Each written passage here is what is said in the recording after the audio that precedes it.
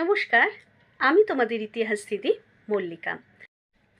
আজকে আমরা আলোচনা করব যে ইউরোপিয়ান কান্ট্রি, বিশেষ করে পর্তুগিজরা আমাদের ফার্স্ট এসেছিল আমাদের ভারতবর্ষে কালিকট বন্দরে 1498-এ ভাস্কো দা গামার লিডারশিপে।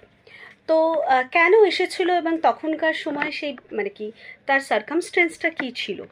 অ্যাকচুয়ালি আরব কান্ট্রি বা টার্কসরা কিন্তু পুরোটাই কন্ট্রোল করতো এই যে ল্যান্ড রুট অফ ইন্ডিয়া, ঠিক আছে, ল্যান্ড রুট অফ ইন্ডিয়া এবং অবশ্যই রেড সিটা পুরোটাই এরা মানে কি একদমই কন্ট্রোল করতো।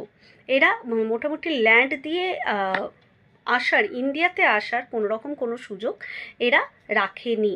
হ্যাঁ, এবার ইন্ডিয়ার তোমার মশলা, ইন্ডিয়ার জেমস, ইন্ডিয়ার কটন ভীষণ ভীষণ ভীষণ বিখ্যাত ছিল থ্রু আরব অ্যান্ড টার্কস। এদের দ্বারা তোমার ইউরোপিয়ান কান্ট্রিতে এগুলো কিন্তু ব্যবসা বাণিজ্য শুরু হয়েছিল। পুরোটাই এরা মনোপলি ছিল, এই আরবস এবং টার্কসদের পুরোপুরি এটাতে মনোপলি ছিল।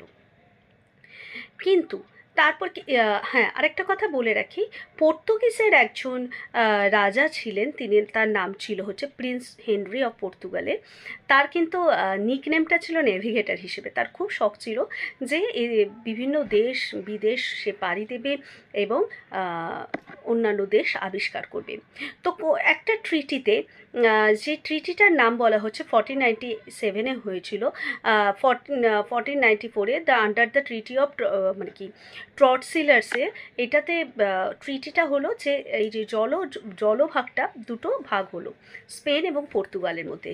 পর্তুগাল করলো কি তোমার ইস্টের দিকটা ওরা কন্ট্রোল করলো এবং স্পেন কন্ট্রোল করলো ওয়েস্টের দিকটা। নিজেরা নিজেদের মধ্যে ট্রিটি করে এটা সমঝোতা করে নিয়েছিল। তো তারপরে 1498-এ কালিকট বন্দরে আসেন তোমার ভাস্কো দা গামা। তো এই ভাস্কো দা গামা কালিকট বন্দরে এসেছিলেন, কিন্তু তাকে গাইড করে নিয়ে এসেছিল একজন গুজরাটি পাইলট যার নাম ছিল আব্দুল মাজিদ। এই আব্দুল মাজিদ এসেছিল ভাস্কো দা গামাকে নিয়ে। এই যে ভাস্কো দা গামা যে ভারতবর্ষে এলেন এবং সেটা কিন্তু ইন্ডিয়ান হিস্ট্রিতে একটা বিশাল বড় প্রভাব ফেলেছিল।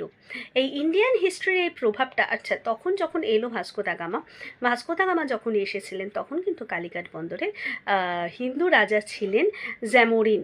ওকে, হিন্দু রুলার ছিলেন যার নাম ছিল জ্যামোরিন। এগুলো খুব নোট করে নেবে, তার কারণ এই জিনিসগুলো কিন্তু এই ছোট ছোট হিন্দু রাজা তখনকার কে ছিলেন বা কোন গুজরাটি তাকে ইয়ে করে। আমার চ্যানেলে যদি কিছু ভালো লেগে থাকে তাহলে প্লিজ সাবস্ক্রাইব করতে ভুলো না।